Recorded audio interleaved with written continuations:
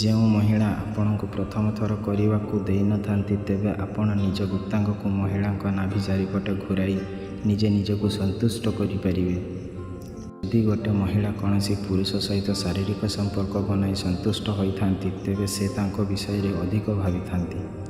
ଜୀବନରେ ଯଦି କିଛି ହରାଇବାକୁ ପଡ଼େ, ତେବେ ଏହି ଦୁଇ ଲାଇନ୍ ସବୁବେଳେ ମନେ ରଖିବେ।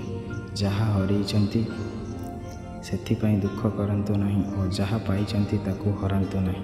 ଯେଉଁ ସମ୍ପର୍କରେ ନିଜ ମୂଲ୍ୟ ଶେଷ ହୋଇସାରିଛି, ତେବେ ତାକୁ ଚୁପଚାପ ଛାଡ଼ିଦେବା ହିଁ ସବୁଠାରୁ ଭଲ ହୋଇଥାଏ। ସମସ୍ତଙ୍କର ଏହି ଗୋଟିଏ ଇଚ୍ଛା ଥାଏ କି ନିଜ ଲୋକଙ୍କ ସହିତ ବଞ୍ଚିବା। ନଚେତ୍ ସମସ୍ତଙ୍କୁ ଏହା ଜଣାଥାଏ କି ମରିବାକୁ ହେବ ଏକୁଟିଆ।